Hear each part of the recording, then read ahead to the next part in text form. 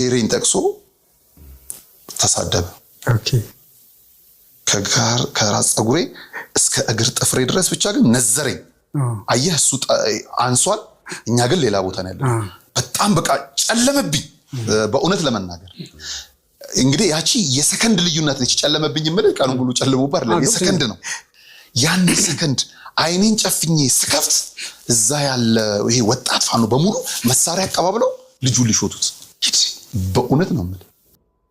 ይሄ ሰማችሁት ቪዲዮ የአቶ ነጋሽ በዳዳ ቪዲዮ ነው። አካውንቴ ስለተመታ ለሁሉም ተደራሽ እንዲሆን ኮፒ ሊንክ ያደረጋችሁ ላይክ እና ሼር ታደርጉታላችሁ። ነጋሽ በዳዳ የተባለ ግለሰብ ለፋኖ ሰዎች ሪኮግኒሽን ይሰጣል እና በጣም የሚያስገርመኝ ቪዲዮ ላይ የሚለውን ነገር እንደሰማችሁት አንድ ወጣት ነው ቪዲዮ እንዲቀርጸው ይጠይቃል። አይ ኖ ልቀርጽ አልችልም ባንዲራው ቀዳዳ ነው አልኩት። ሶዛት እኔ ባንዲራው ቀዳዳ ስለሆነ መቅረጽ አልቻልኩም። ብሔሬን ስም ጠርቶ ሰደበኝ።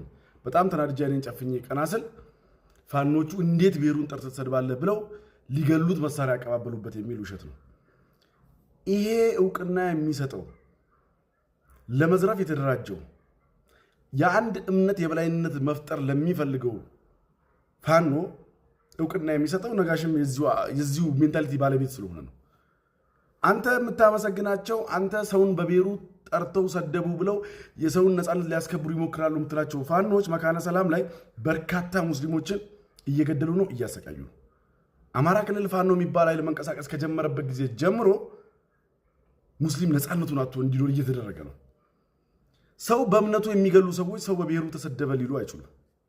ሁለተኛው ነጋሽ በዳዳ የተሸወደው ነገር የአንድ እምነት የበላይነትን ለመፍጠር ጥረት የሚያደርጉ ሰዎች ሜንታሊቲ ስላለው ነው እንጂ ነጋሽ በዳዳ ወጣውበት የሚለውን የኦሮሞ ማህበረሰብ የፋኖ መሪዎች ጥምብር ኩሱን የሚያወጡት ነው። የፋኖ መሪዎች የኦሮሞን ህዝብ የሚሰድቡ ናቸው።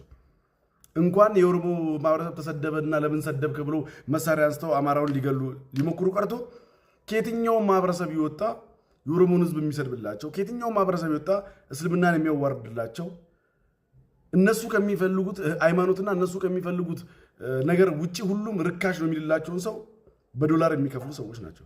ሰው እንዴት ሆኖ ነው ነጋሽ በዳዳ ምን አይነት አይን ያፈጠ ውሸት ነው የምታመጣው?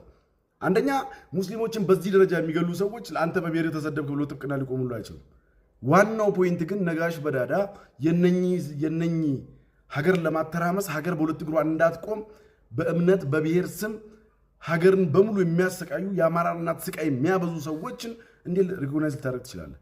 ምናልባትም አንተም የአንድ ሃይማኖት የበላይነት እንዲፈጠር የምትፈልግ ሰው ስለሆንክ ካልሆነ በስተቀር ማለት ነው። ይሄ ነው በደንብ ሊታወቅ የሚገባ ፋክቱ፣ እውነታው ይሄ ነው።